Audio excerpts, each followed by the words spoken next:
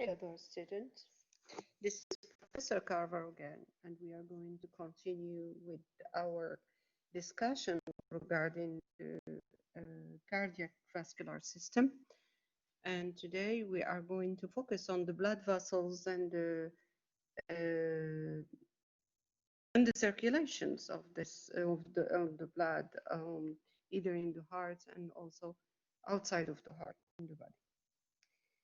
So let me remind you of this, that the pathway for the blood, it's two principal pathway, the pulmonary circuit and the systemic circuit. Pulmonary circuit involve the pathway that it's carry the blood to and from the surface of the lung. So it involves the lung, and anything outside of the lung, any pathway that carry the blood to and from the body, but not to or from the lung, we call that systemic circuit. And we are going to identify all the pulmonary arteries and the pulmonary veins, as well as the systemic arteries and the systemic veins. So let's get started. Arteries A for away, that carry the blood away from the heart, and veins, vient, carry or bring the blood to the heart. And arterioles are small branches of arteries, and venules are small branches of veins. And capillaries, they are microscopic vessels. They cannot be seen. They are so tiny that they invade almost. We can find them in any active cell and tissue. They are like a network that communicate connect arteries to the vein. In another word, we are going to find them as a bed between arterioles and the venules.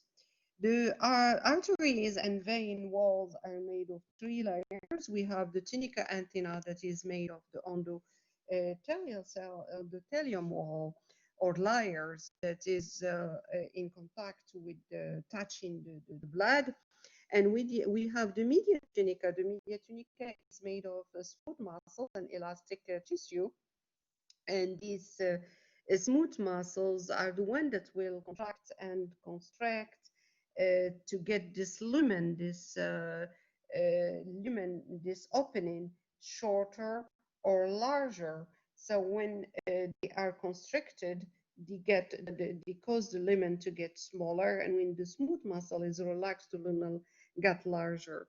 And then the tunica externa is mainly made of collagen, that the collagen, it's serve to attach the blood vessel to the nearby organs, and give also to those arteries and those veins their own stabilities.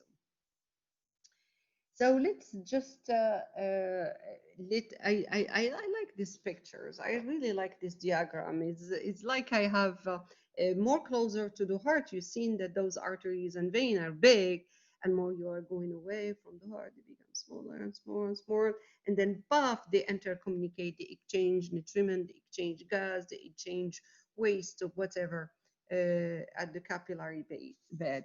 So this I will take it like I am in a big highway. I am from Texas, so I'm driving on 635. I have to go to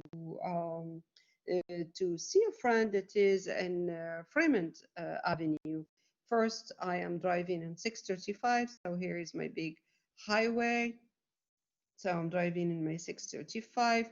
I take the exit Royal Lane. I'm driving on Royal Lane. Then I go and turn into Fremont Road. And then I drive in my front driveway. And this, I exchange hugs and drink coffee, whatever. So this is how I take it. I love it. This very nice diagram. So this is very important to understand this. And if you look at even the structure, let me focus, making it bigger. Focus on the arteries. Close to the heart, they are larger arteries, and they are elastic arteries. this is elastic fibers over here, most of it. The elastic fiber by its own characteristic did not recall or stretch the elastic fiber. The they don't contract. The recall and stretch, they are very important, especially in the aorta, because this is the largest artery. So they facilitate the movement of the blood coming out of the ventricle. Uh, so the recall and enhance and facilitate the blood coming from the left ventricles. So they can get a movement of the blood moving very smoothly, very nicely, and propel very nicely and distributing very nicely to the distributing arteries. The distributing arteries, however, they are not elastic. They are muscular. They are going to contract. They are muscular and they have more smooth muscle in their tunica media, if you see it. So the muscle and the tunica media is much larger than over here. So this facilitate vasoconstrictions and vasodilatation, facilitating the smooth movement of the blood down to the arteriole. And then after that, reaching the capillary bed where the exchange with the cells happen.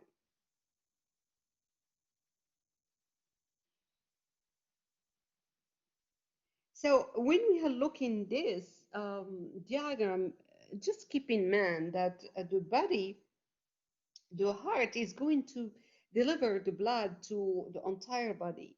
And all the cell of the body need oxygen, nutriment, waste to move, and etc. And the blood and the heart is doing that. So once we got to the capillary bed, those teeny, very teeny microscopic vessels, they permeate all active tissue. They are very teeny. They are like a one cell uh, size of what they don't have no they don't have they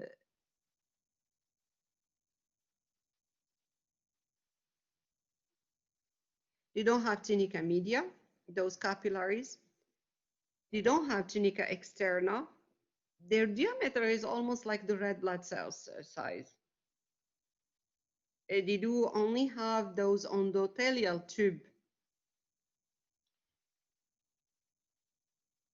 inside of thin, very thin basement membrane.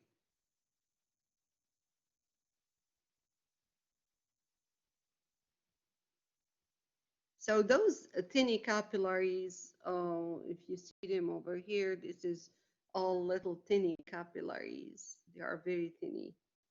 So this is an arterial, and this is a muscular artery. Muscular artery, arterioles, and tiny capillaries bed.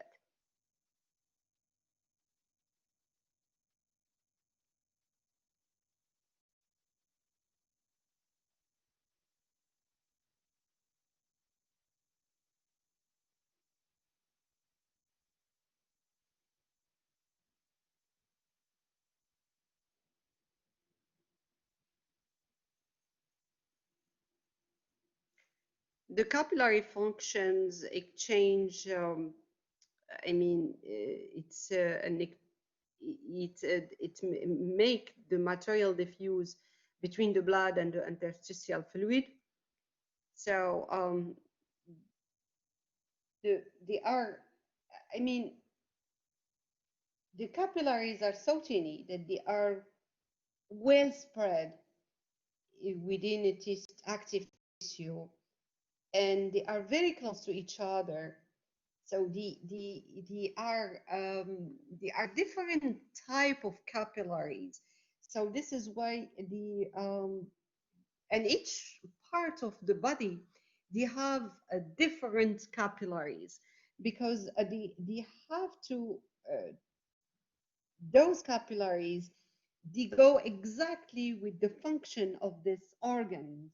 So which capillary bed it's going to uh, to be there in this part of the body, it depends of the mechanical function of this organ.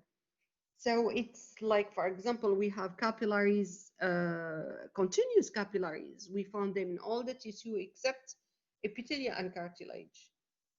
And the pyramid, they have, it's a complete endothelium. You remember we have the endothelium and we have the skinny basal membrane.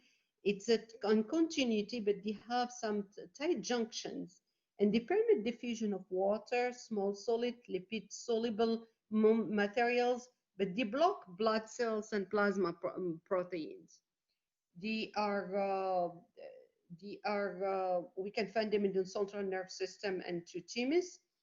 So they have restricted permeability, and this is very important for the blood-brain barrier, as a blood-brain barrier. So, and then we have the fenestrated capillaries. Those have a pores under endothelial lining. So they have a filtration slide. They permit rapid exchange of water and larger solids, whatever can go in, not whatever fit in can go.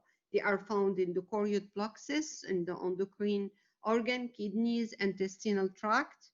And then we have those funny bacteria, capillaries that we call sinusoidal capillaries. They have a gap between adjacent endothelial cells.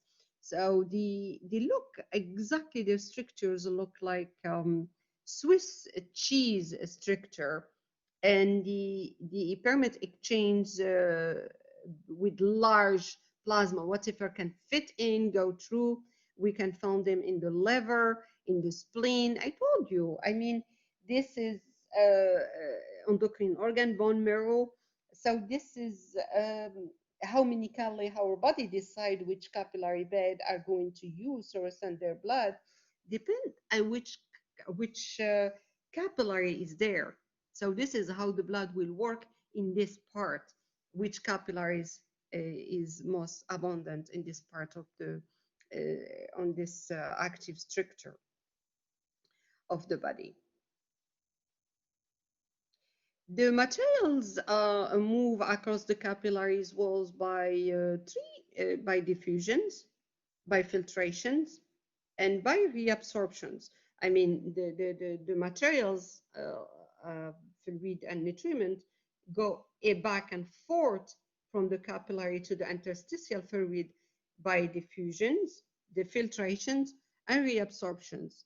Diffusions, what is it? Diffusion is the movement along the concentration gradient from high concentration to lower concentration. And this diffusions can diffuse water, iron, small molecules directly. Diffusions route, they follow really this along the gradient concentrations, or they diffuse uh, through channels such as some ions. Large and water soluble pass through finished capillaries.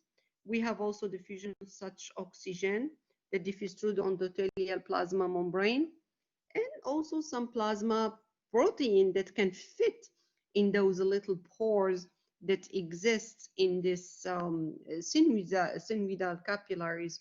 They can cross too. Filtrations, however, is driven by hydrostatic pressure.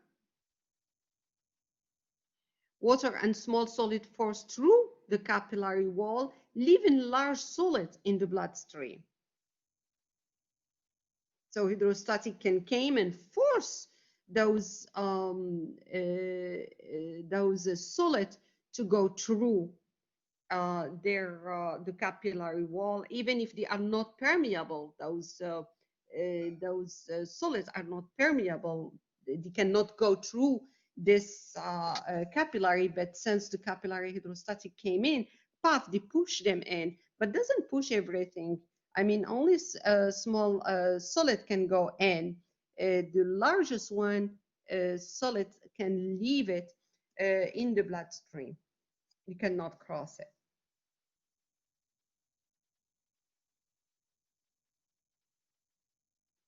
Reabsorptions is the result of osmosis. High solid concentration lead to high osmotic pressure.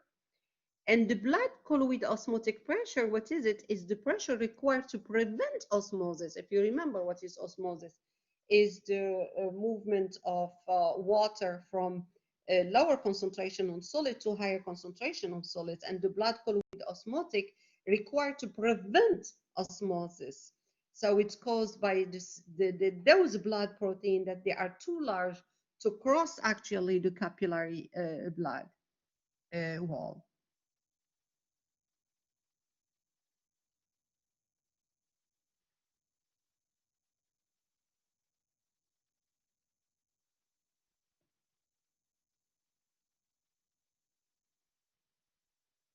And the filtrations and is the net filtrations is going to be the difference between the hydrostatic pressure and the osmotic pressure.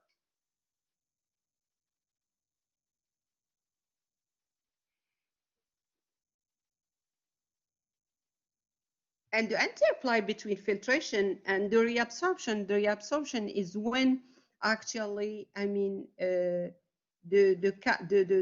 fluid will come back inside of the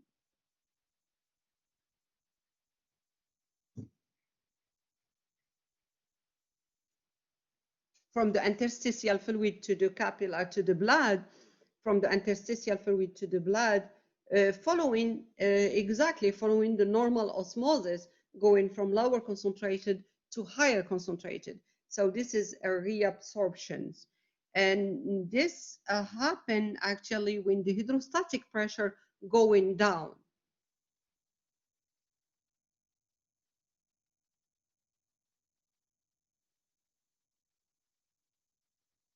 The interplay between filtration and reabsorption ensures that the plasma and the interstitial fluid are in constant communication and material exchange, accelerate distributions of nutrients, hormone, and dissolved gases through the tissue, assist in the transport of insoluble lipids and tissue protein that cannot cross the capillary walls, and carry bacterial, toxin, and other chemical stimuli to lymphatic tissue and organs. This is very, very important. So let's look at this diagram. At the arterial, at the arterials and the capillary, the hydrostatic pressure is very high. All right. The fluid move from the capillary to the interstitial fluid. Right.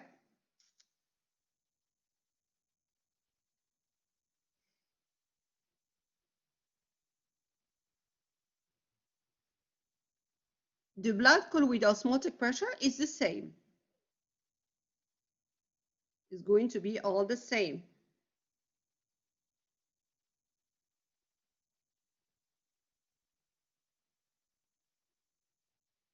At the arterial level,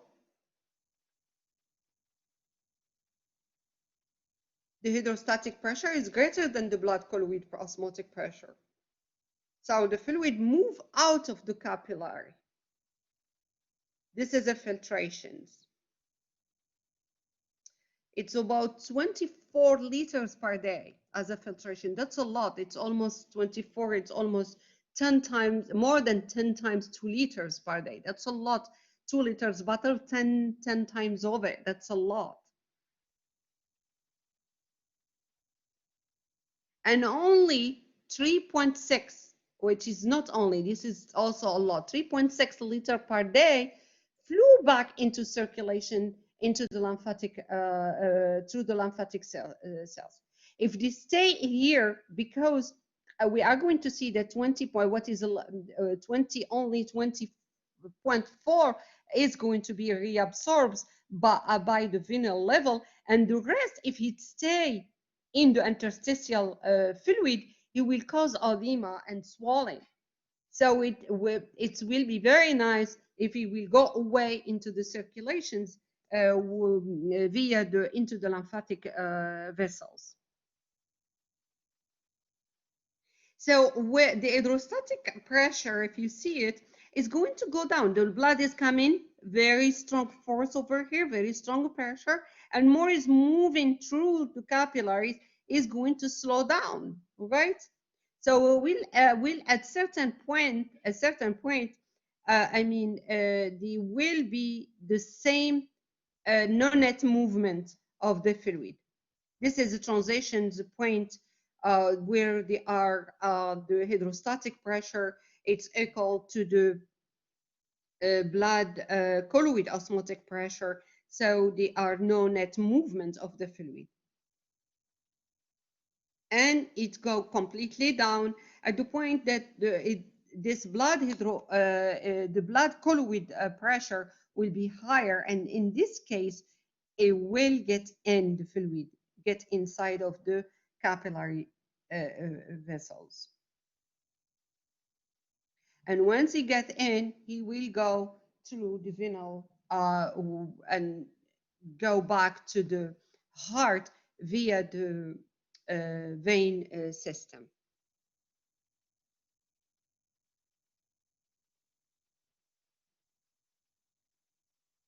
So at the arterial level or side, the capillary filter more than reabsorb. It reabsorb more at the venal side.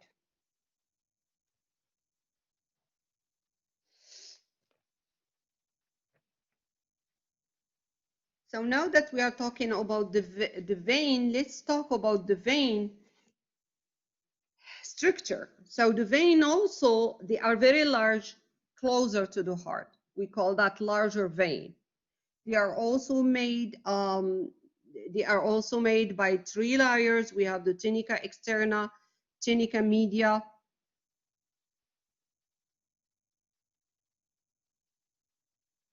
and the tunica intima, made of endothelium that is in contact with the blood. They have, if you look at it, I'm trying to make it bigger over here. If you look at the lumen of the artery, it's very nice round, but the lumen of the vein is larger and look like collapse.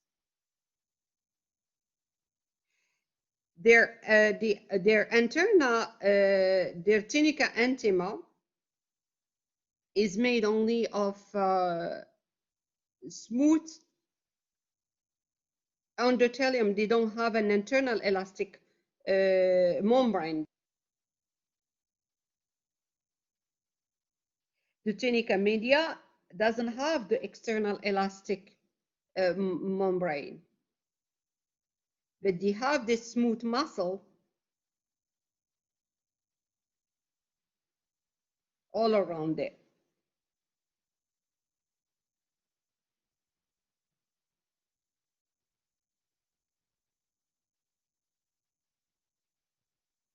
And it's so funny, this tunica media, which is around this big lumen, it's a muscle, and it's very nice because it doesn't have this elastic muscle around it, so it doesn't is not the muscle can make this lumen going very big, and this is why the vein can be like a reservoir for blood. And then the tunica externa, that is also made of collagen, and the externa, let me go smaller. It's made also of collagen with some smooth cells, muscle on them, and some elastic fibers on them, sorry. some collagen and some elastic fibers. The vein also have another characteristic, beside of having a thin, very thin walls and large lumen and the pleural as the blood reservoir, and their tunica media does not have elastic fiber around it, but have only smooth muscle around it. So they have valves, and those valves, they are identical to the valves that we saw in the pulmonary trunk and the aorta. So they are similar to the semilunar valves. So they play a role in returning the deoxygenated blood to the heart, and they collapse when their lumen are not filled with blood, and they play a role as blood reservoir. All right, so yeah. So let's go back to this diagram. So we have if you see it, how the blood go from away from the heart, they follow like a gravity, like coming up to down. But the vein blood is going from down to up. It's against the gravity. And how that is possible? It's possible because the blood in the vein is pushed by the contractions of the skeletal muscles in the lower extremities. And the vein is making sure that the blood is not flowing backward. Remember that the blood follow only one direction. And the valve fold from the tunica and tima. The arteries does not have valves.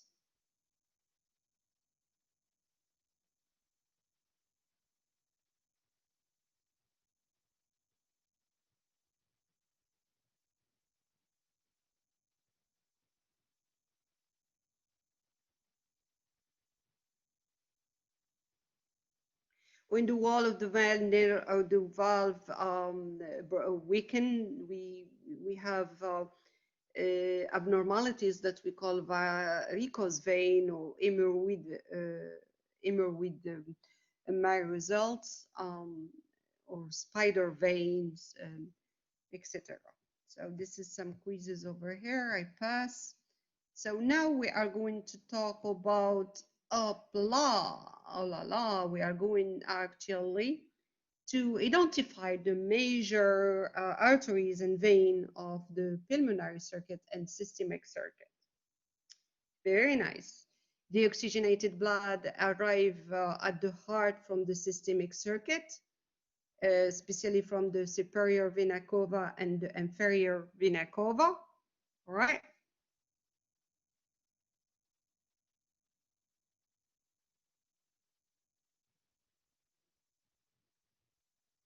And the inferior vena cava enter the pulmonary trunk.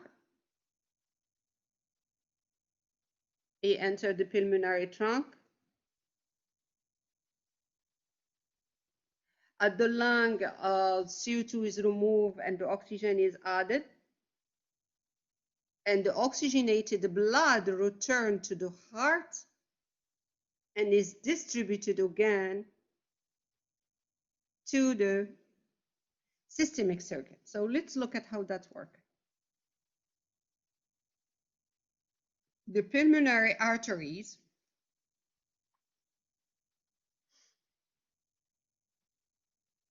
they branch actually from the pulmonary arteries,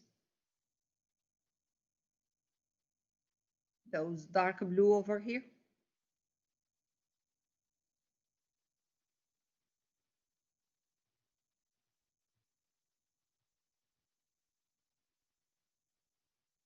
Branch into pulmonary arteriole. And those pulmonary arterioles branch into capillaries, all right? The same way, the pulmonary vein branch into venules, into capillaries,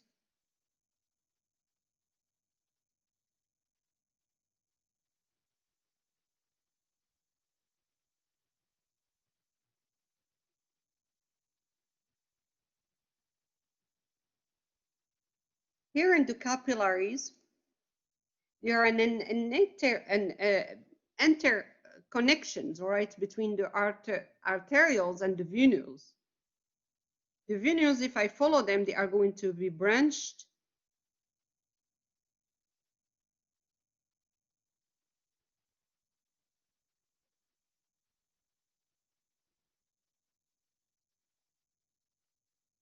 into pulmonary vein.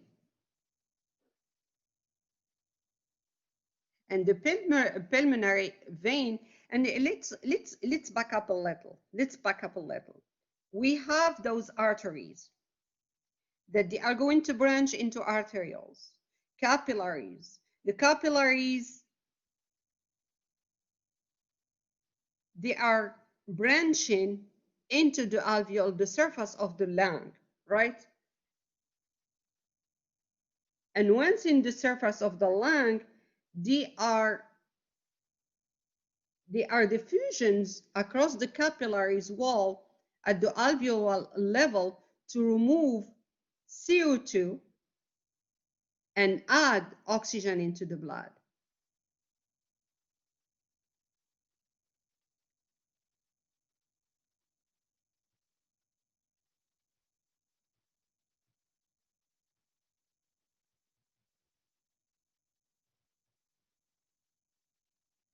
Those capillaries are in contact with the venules, right? The venules join to form 4 pulmonary veins. Here I have the left pulmonary veins. Those pulmonary veins deliver the oxygen to the left atrium and then to the left ventricles.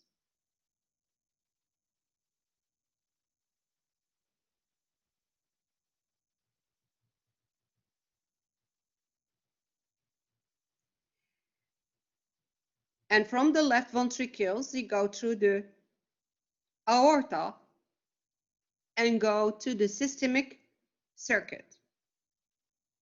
The systemic circuit contains almost 84% of the blood volume. They supply the entire body, except the pulmonary circuit. The systemic arteries carry blood from the left ventricle into the ascending aorta and branch and also the coronary arteries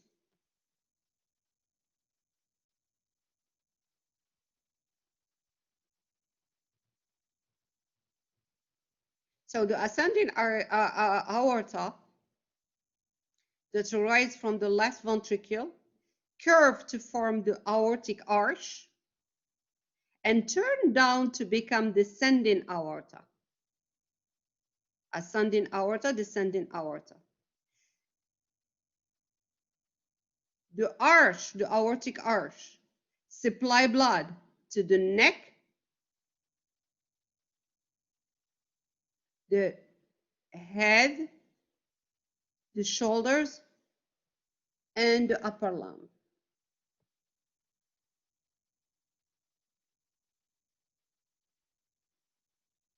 The aortic, the arch, we're going to try to follow it,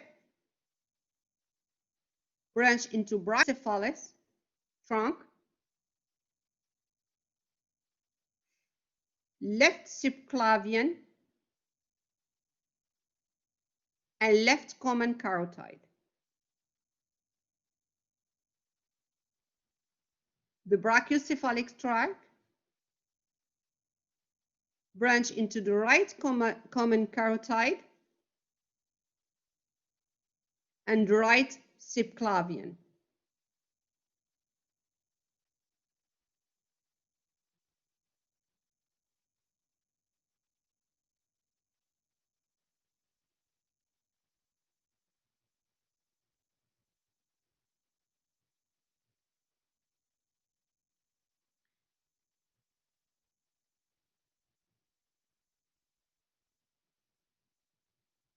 The right subclavian branch into vertebral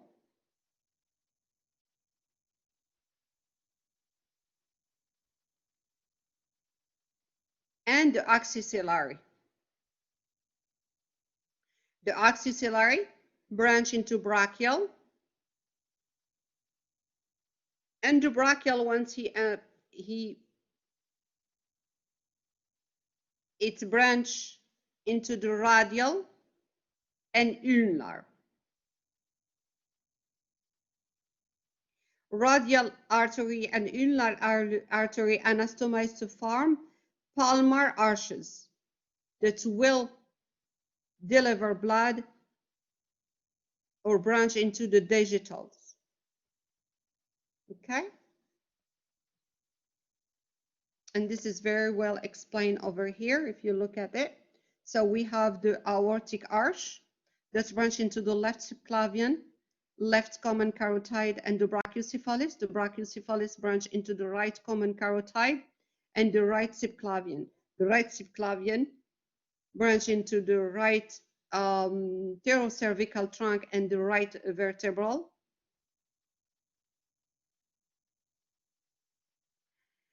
And into the right axillary. The right axillary will branch into a right brachial. Whatever is in the right will happen also on the left. And the right brachial will branch into the right radial and right ulnar that will anastomize to form the palmar arch that will branch into digital arteries. Okay.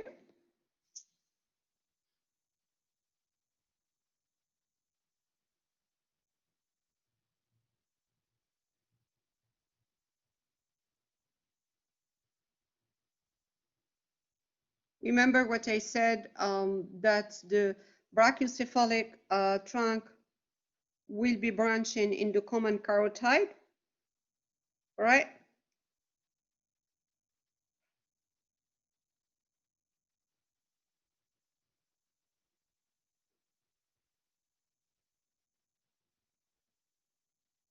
Each common carotid will be divided into external carotid and internal. Let me show it to you. External and internal carotid. External carotid will supply blood to the structures of the neck, face, low jaw.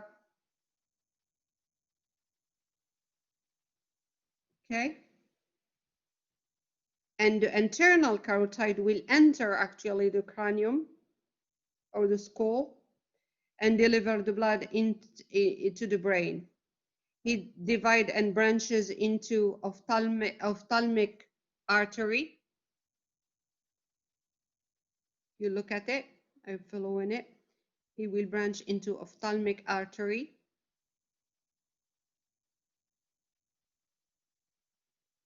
Anterior cerebral artery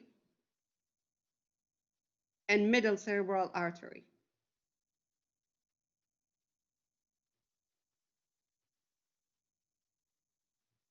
The vertebral arteries over here that they branch from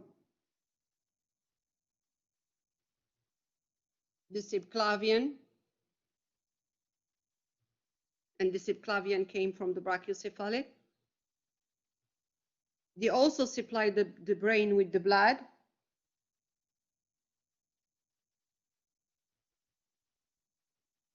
And diffuse with the basilar.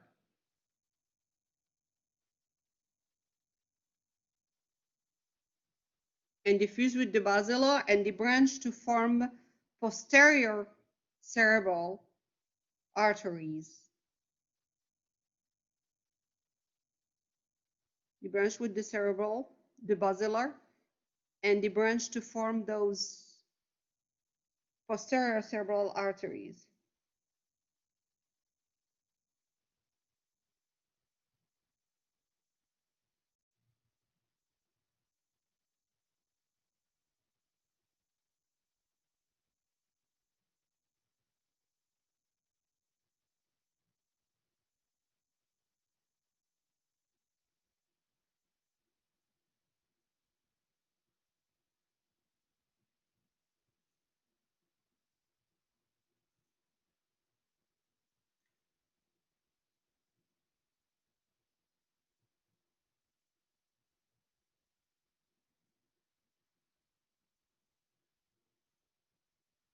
The anterior carotid artery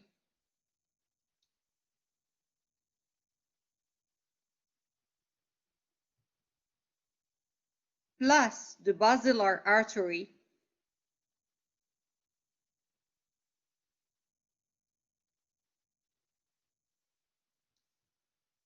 they anastomose to form cerebral arterial circle that we call circle of Willis.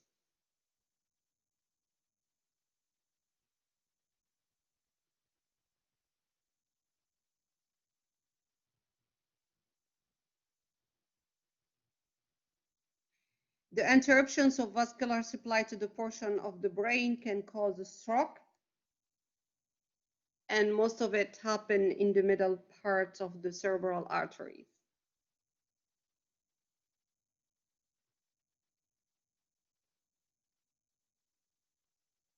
This is the cerebral arterial circle or circle of Willis. So you have the two vertebrae that will merge with the basilar.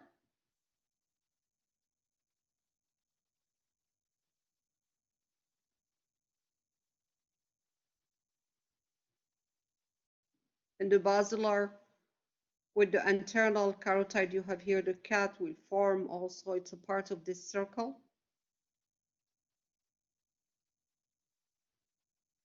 The vertebral that merge with the basilar and branch, if you see it to the posterior cerebral.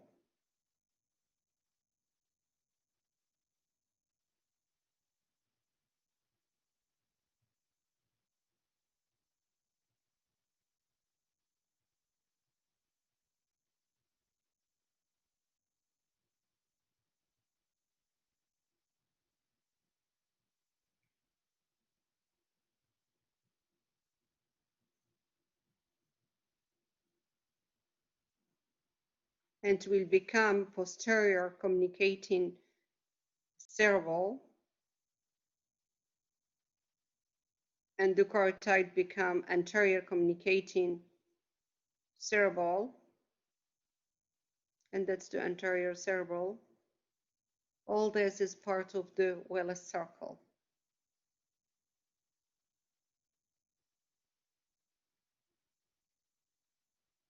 The descending aorta now, let's look at the part by the descending aorta. It's the arch. We are ascending, now descend arch, then descending. The descending aorta supply organ to the chest and also to the chest wall. To the chest, it will branch to form bronchial arteries, pericardial arteries, mediastinal arteries, and esophageal arteries. And the chest wall, it will be intercostal arteries and superior phrenic artery.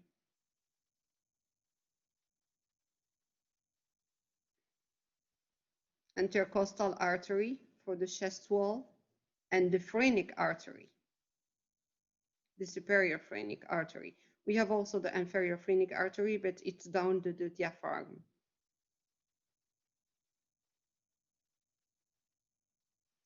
Then the descending aorta, as soon as it passes the diaphragm, we call it abdominal aorta. This part, it's the abdominal aorta. The abdominal aorta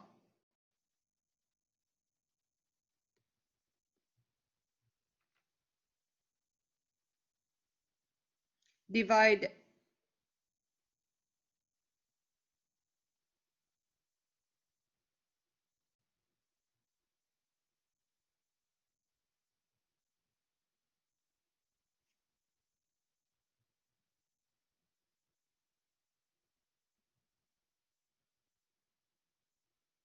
I am going to show you another slide because I want to show you the divide on the left iliac artery.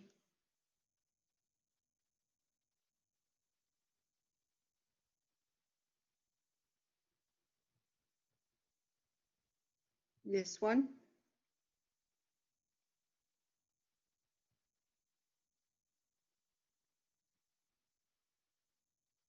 So the abdominal aorta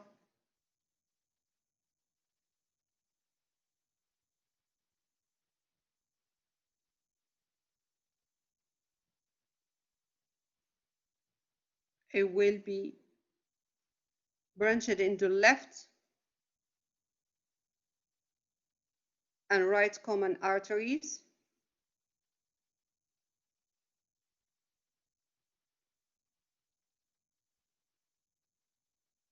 left and common arteries, and also it will branch into 3 ampere branches to the visceral organs.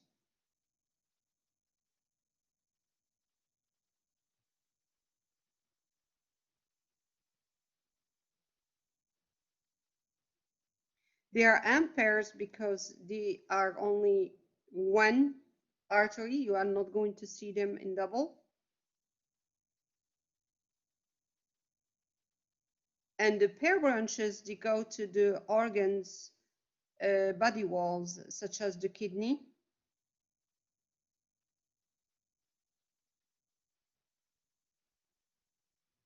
adrenal, gonads,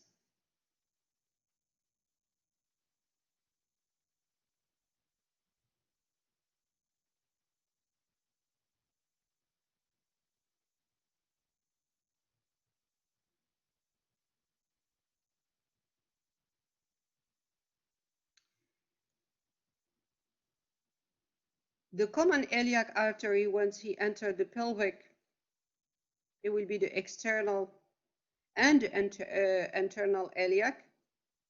The external iliac will branch to become the femur artery.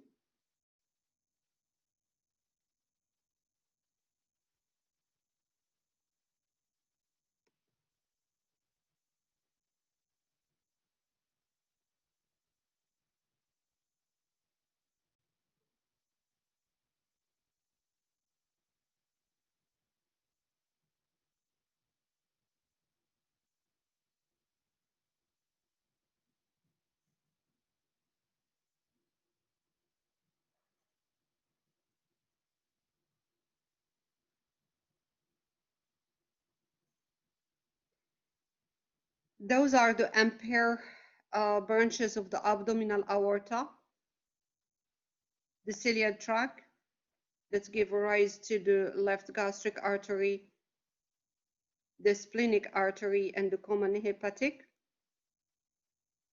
the superior mesenteric artery, and the inferior mesenteric artery,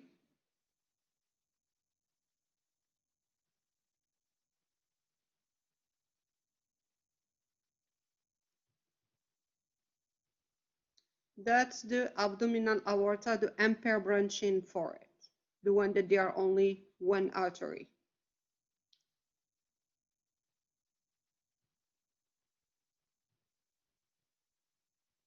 The celiac tract, the superior mesenteric, the abdominal aorta, branch into ampere celiac tract, inferior mesenteric, and superior mesenteric.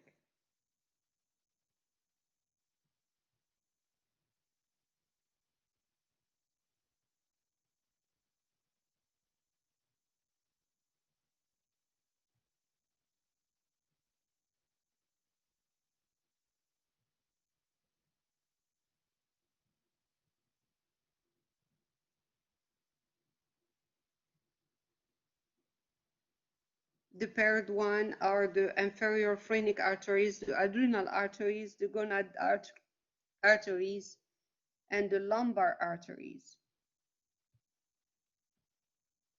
The adrenal, the renal, the gonad, that's are the pair branched of the abdominal aorta.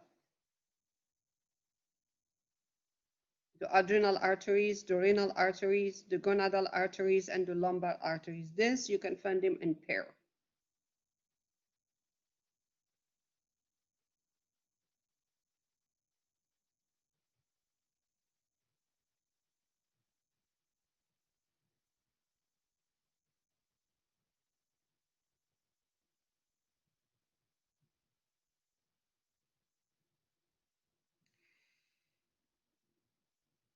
The medial sulcal arteries that you are seeing here is a part of the arteries of the pelvis, and that's arteries of the pelvis.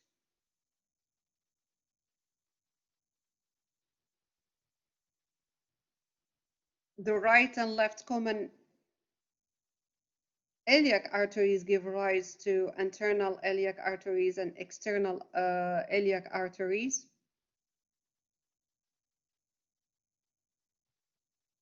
External, anterior. As soon as the external pass through the pelvic bone, if you see it, it will become femoral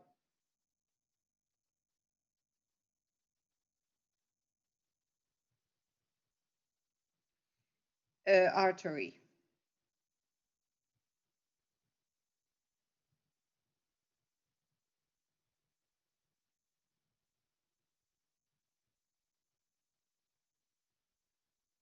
The femoral artery branch to form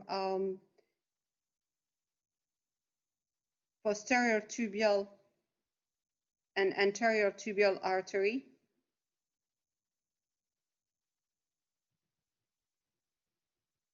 And also fibular artery. But first, it will branch to popliteal artery.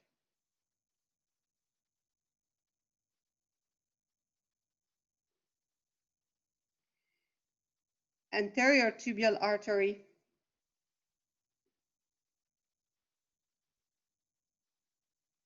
become dorsal pedis artery.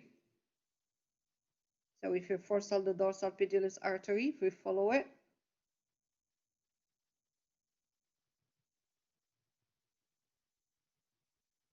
that's from the posterior tibial artery.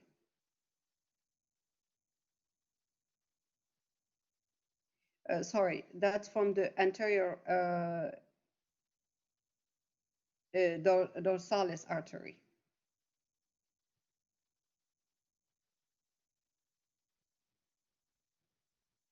Anterior tibial artery. Anterior tibial artery become dorsalis pedis artery. Dorsalis pedis artery is coming from the branching from the anterior tibial artery. Posterior tibial artery, let's follow it. Posterior tibial artery give rise to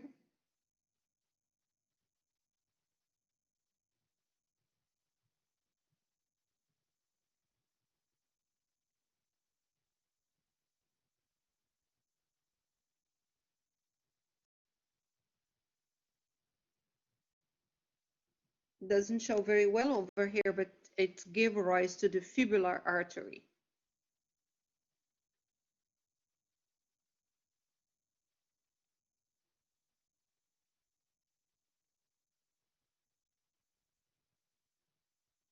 It is. So that's the posterior give rise to the fibular artery.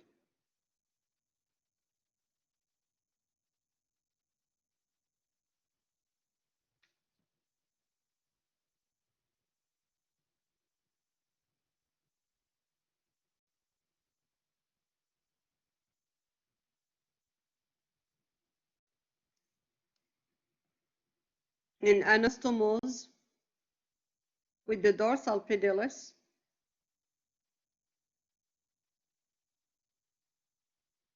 to form dorsal arch and plantar arch.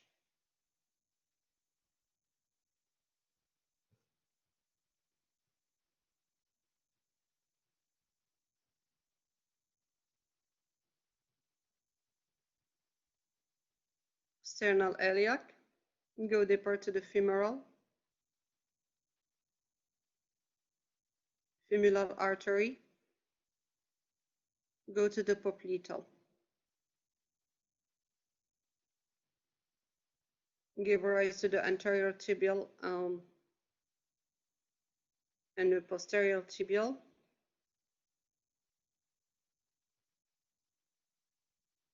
The anterior tibial is the one that will give to the dorsalis pedis artery.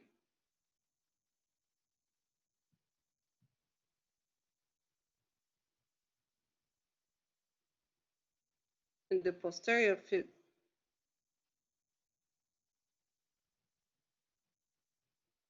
dorsalis, the posterius,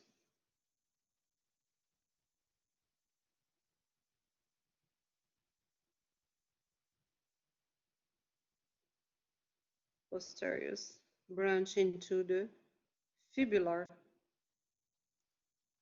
artery to form also medial and plantar, plantar and the lateral plantar. Those anastomize with the dorsalis pedis to form the dorsal arch and plantar arch that will deliver to the digital part of the feet. So look at it in this view. Again, that's the posterior tibial, where he give rise, he branch into the fibula. Show very well over here. The anterior tibial and the popliteal.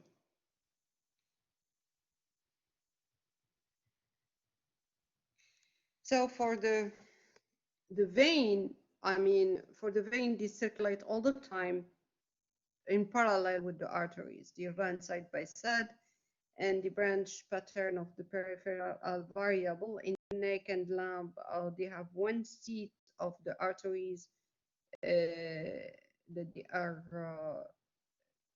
deep, but they have two sets of the vein, one deep and one superficial.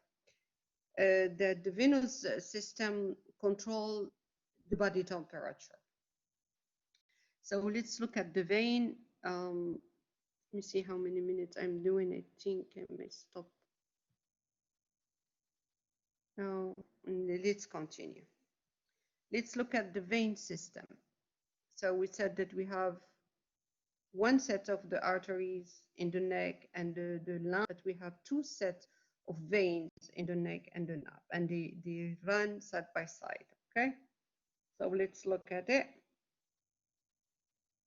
Superior vena cava.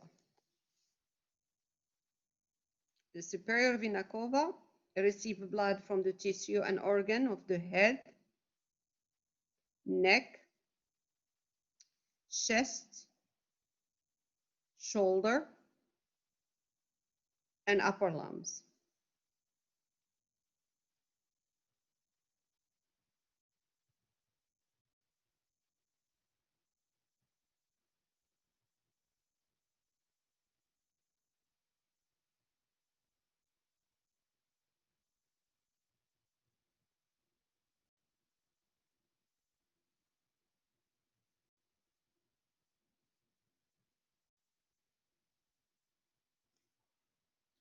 So let's look at it.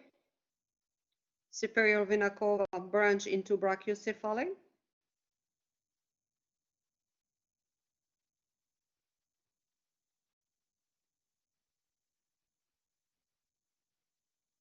Brachiocephalus branch into subclavian, become axillary. The axillary branch into brachial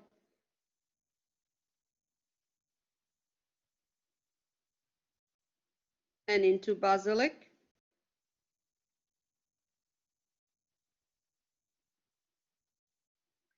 So let's do it.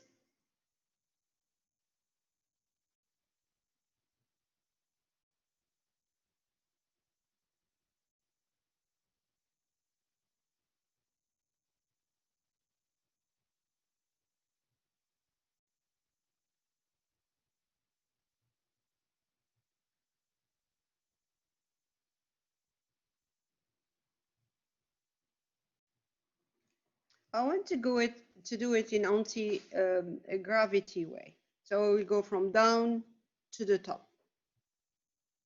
But first I want to focus on the head. Let me present that, but in different way.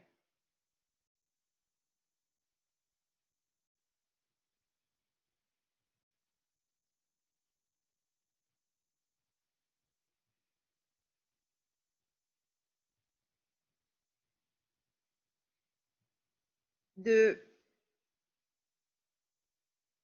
vein and small vein of the brain empty into a network that we call dural sinus. We have superior and inferior sagittal sinus, superior sagittal sinus,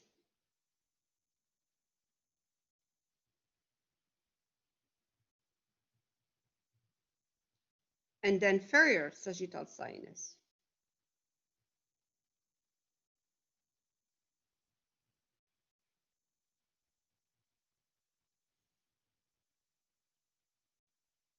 We have an occipital sinus,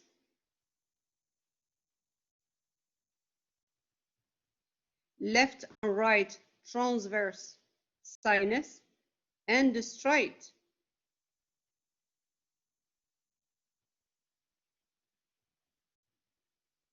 sinus.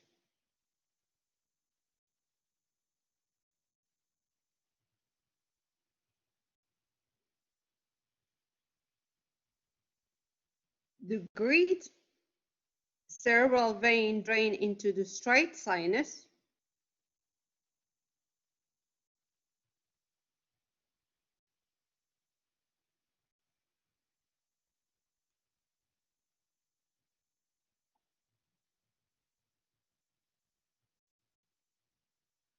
Other cerebral vein drain into the cavernous sinus.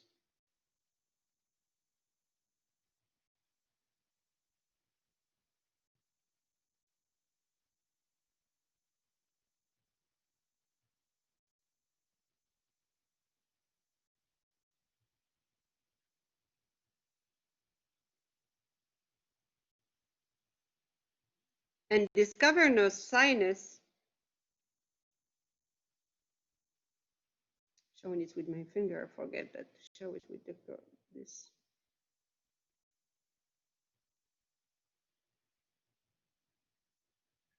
Drain into the petrosal sinus.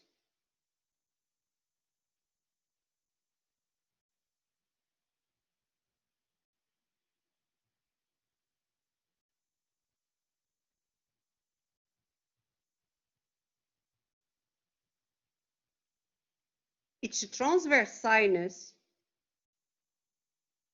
drain into sigmoid sinus.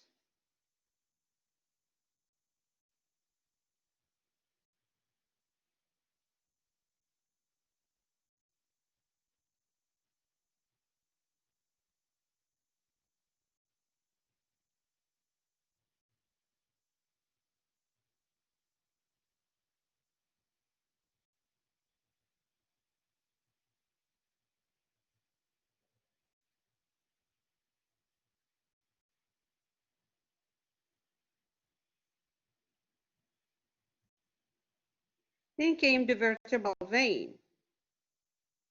The vertebral vein and the brachiocephalic vein of the chest.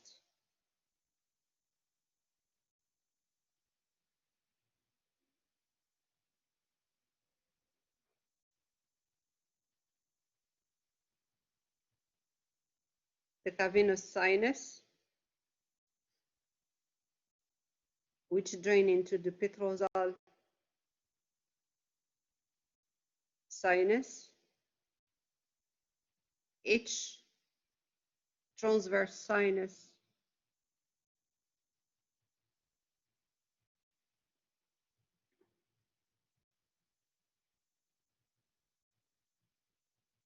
drain into the sigmoid sinus.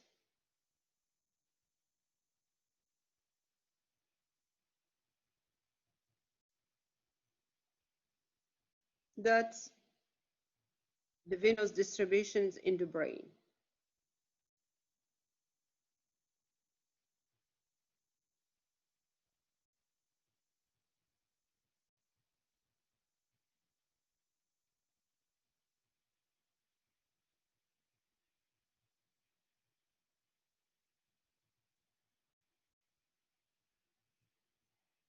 The vertebral drain into the brachiocephalus, vein of the chest.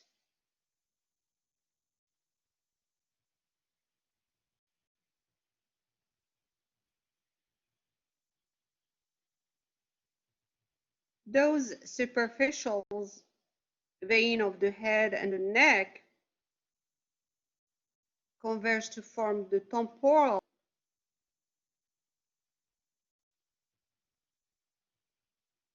and temporal, maxillary, and facial veins. The facial vein, if you see it, is going to drain into the internal jugular vein.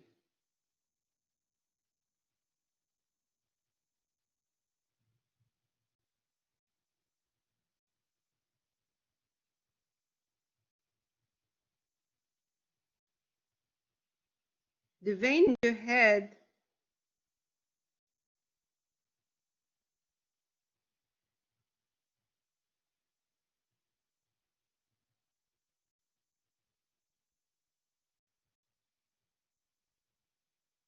so we have the internal jugular vein. And the internal jugular vein drain into the brachiocephalic vein, which go to the superior vena cava.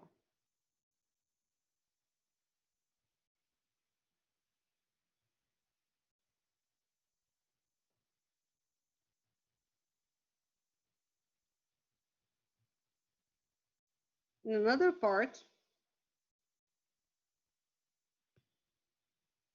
the digital vein empty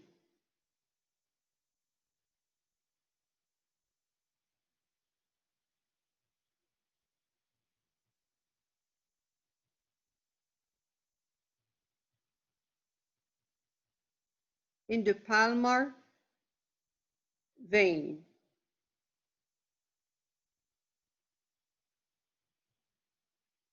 And those anastomos to form interconnect to form the palmar venar arch.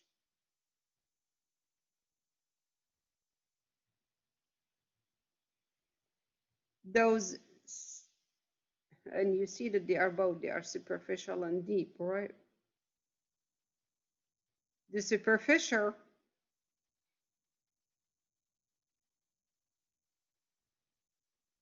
arch empty in the cephalic vein. So anything that is clear, like light blue, this is superficial. Anything that is dark blue, it's deep. The superficial will drain into the cephalic vein.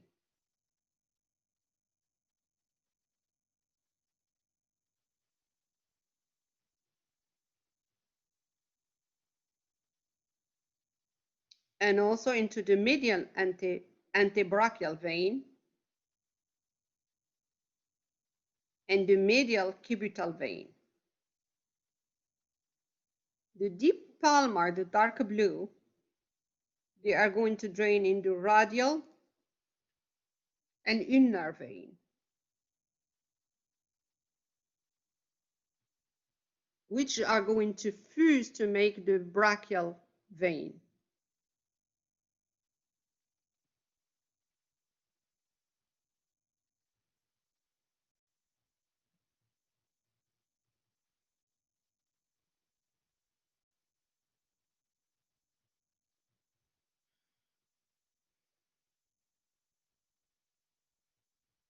So we are at the brachial vein, all right?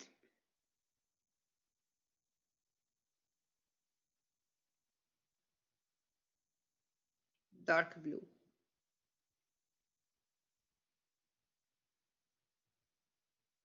Which the brachial vein is going to fuse with the basilic vein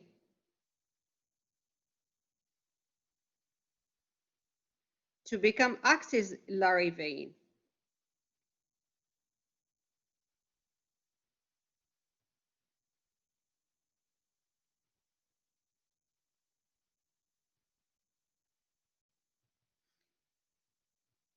The cephalic vein will join the axillary vein to form the subclavian vein. which merge with the external and internal jugular vein to form the brachiocephalic vein, which enter the thoracic cavity.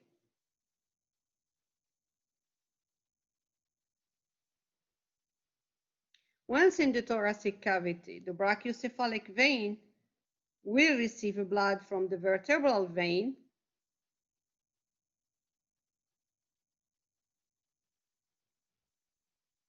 and from the internal thoracic vein.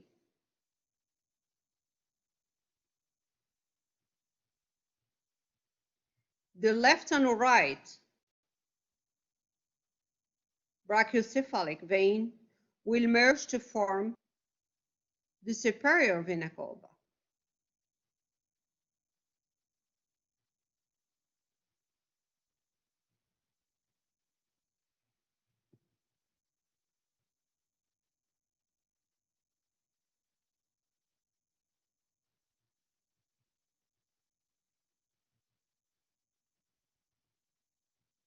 The tributaries of the superior vena cava, it's the hemiazygote vein that receive blood, hemiazygote vein,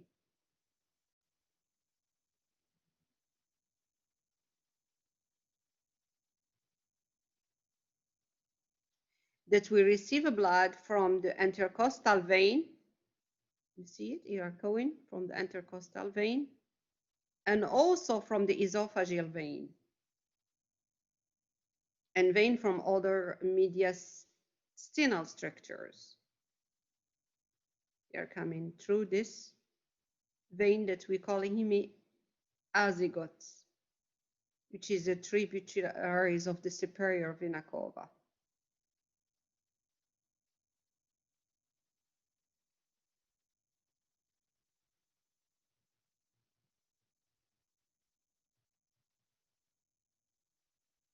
The inferior, this is how the diagram go, superior vena cava.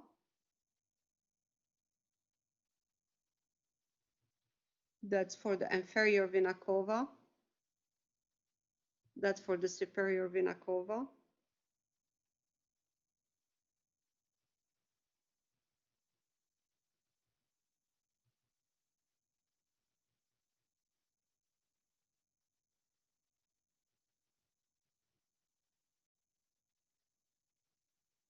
The inferior vena cava will collect the blood from the organ inferior to the diaphragm. All this. So let's go down then. We are going to start from the feet and coming up to the inferior vena cava.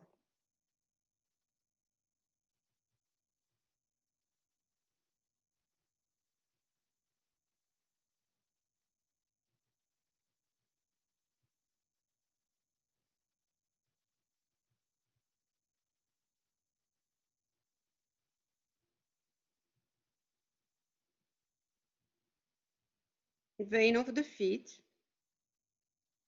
We have the capillaries of the soul that drain into the plantar vein, which is supply the plantar venous. The drain into deep vein of the leg, we have the anterior tibial vein.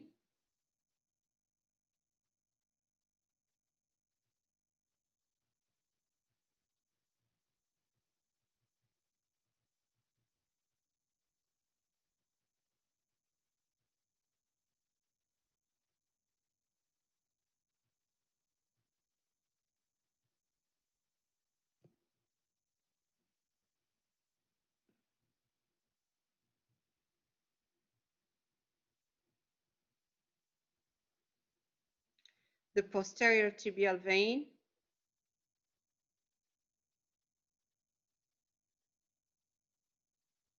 And the fibular vein. All these three, if you see them, they are going to drain to make the popliteal vein.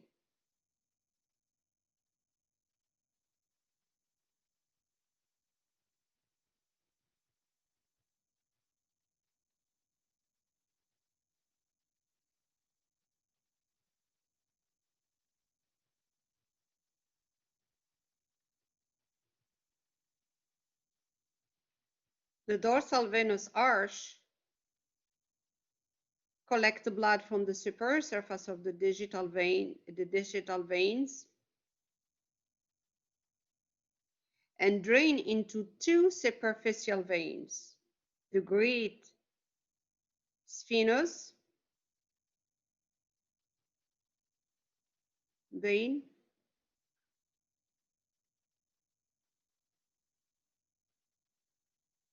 and the small sphenous vein.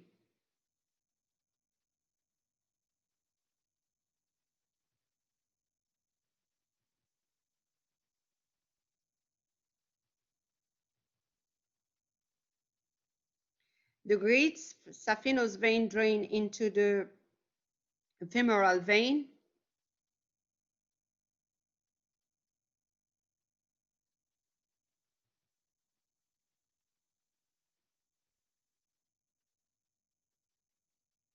and the small saphenous vein drain into the popliteal vein.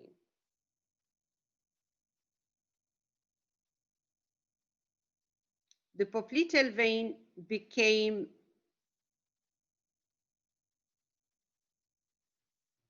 femoral vein.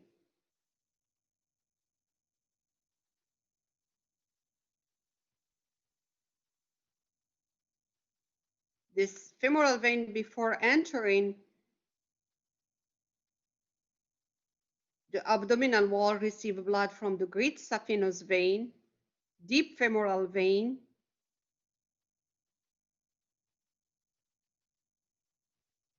and the femoral circumflex vein.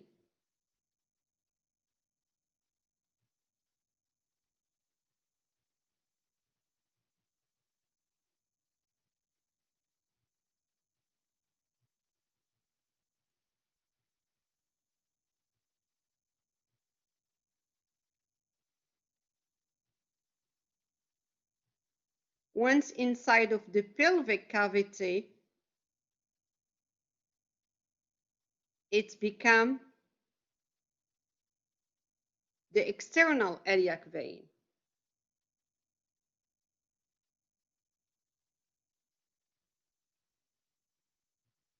The external iliac vein, adjoined by the anterior iliac vein, to become a right and left common iliac vein. Let me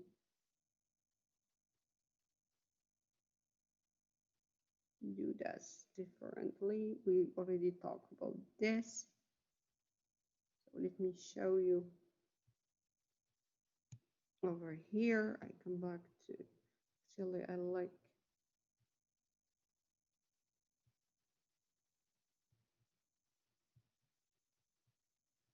this picture.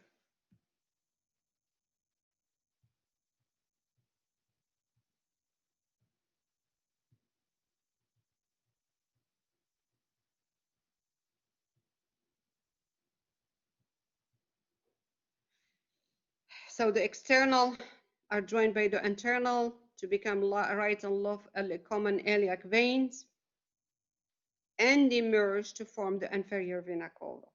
So we finish with the vena cava. All right. Major branchings of the abdominal inferior vena cava are the lumbar veins,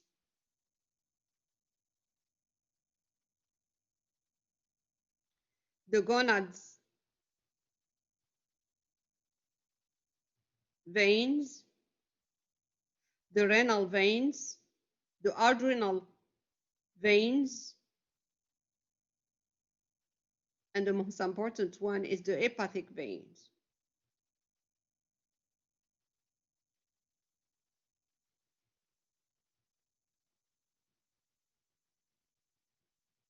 The hepatic portal system connects two capillaries beds. They deliver nutriment laden blood from the capillary of digestive organ to the liver for processing. After processing, in a liver, you remember which type of capillaries are in the liver? The Swiss part, the Swiss cheese one, the sinusoid ones. So the exchange vessels, blood collects in the hepatic vein and empty into the inferior vena cava.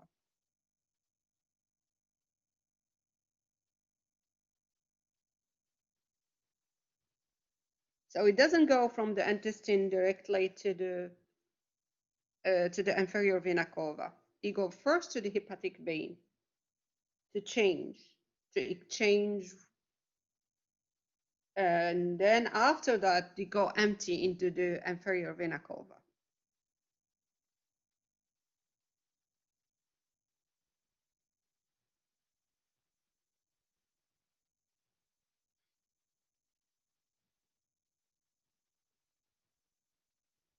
The hepatic vein,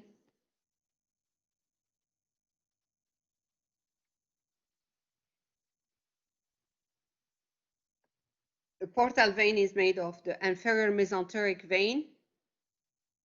Don't know if I can see it over here. No.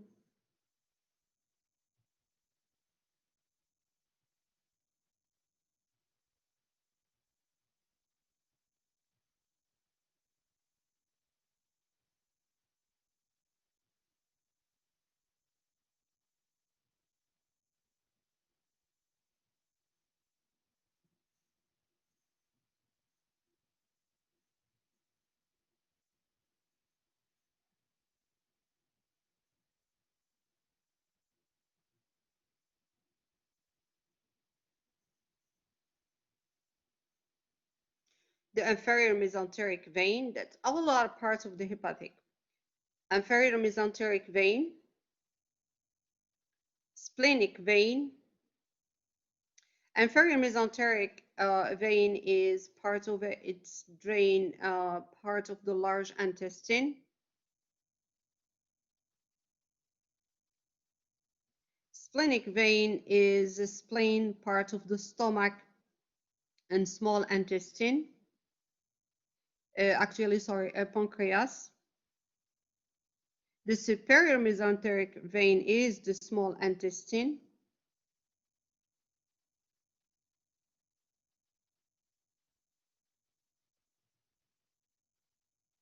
And the left and right of the superior vena,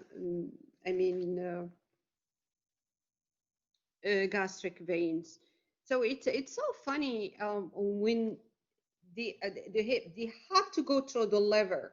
It's like liver playing a role like I don't know what is the word is like to filter first, get rid of whatever is there before to enter the inferior vena cava. So you have to go through this hepatic system. And those are the hepatic portal veins. The most important are the inferior mesenteric vein that is drain part of the large intestine. And we have the superior mesenteric vein that is the small intestine, and part of it is also stomach and and the part of the large intestine too. We have also the splenic vein that drain from the spleen. So yeah, and then they pass through the liver, then from the hepatic vein, they go through the superior, the inferior vena cava.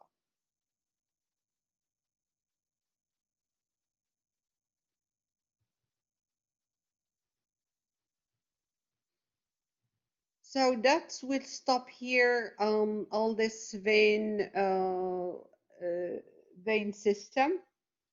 We want to identify the difference now between the fetal and adult circulations and describe the exchange that happened between the infant and the mom. Fetal and maternal cardiovascular system, embryonic lung, and the digestive system are non-functional. Respiratory functions and nutriments are provided by the only organ, which is the placenta. And the placenta blood supply the blood from the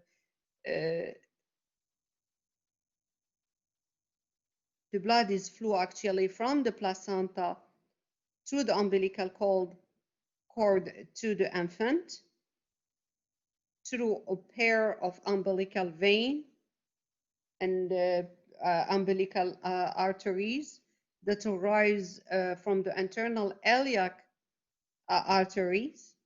Blood return from the placenta through a single umbilical vein that drain into the ductus venous and then empty into the inferior vena cava. That's before birth, right?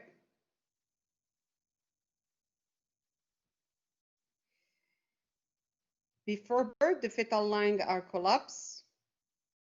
The oxygen is provided by the placenta circulations. Fetal, pulmonary circulation is like bypass. They go through the foramen oval. The foramen oval exists in the right atrium. You remember that when the teeth will close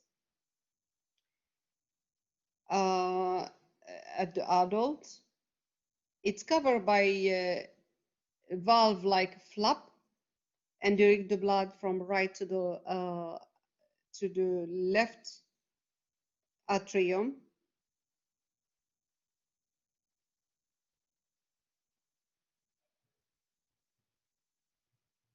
And they are also not only, the pulmonary circulation also go through not only the foramen oval, but also through an opening called ductus arteriosus. That is a short vessel that they connect pulmonary trunk to the aorta. And this is where the place of this little ligament it exists to at the adult. So we show you that in a pictures very quick. So once at the adult, what's happened before at birth, before I show you the adult, what happened to those opening in the adult. So that's a blood flow through the neonatal newborn after delivery. The newborn breathes the air and the pulmonary vessel expand, reduce resistance, increases the blood flow. Rising oxygen causes the ductus arteriosus constricted, and it's become ligamentous at the adult's age, and the foramen oval close, right? It's closed because the left atrium's pressure closed this foramen atrium, and pulmonary circulations now can provide the oxygen is not coming from the placenta through this umbilical cord anymore. So those ductus arteriosus at the fetal and those foramen oval at the adult age, they become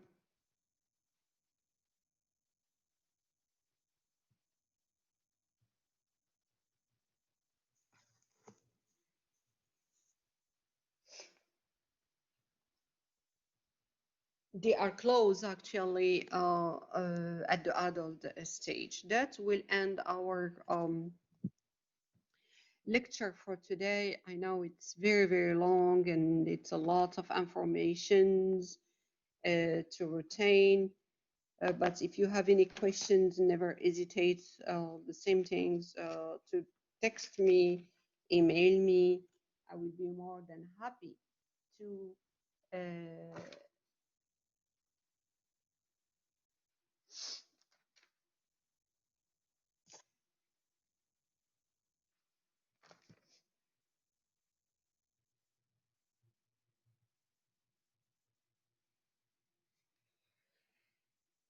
I will be more than happy to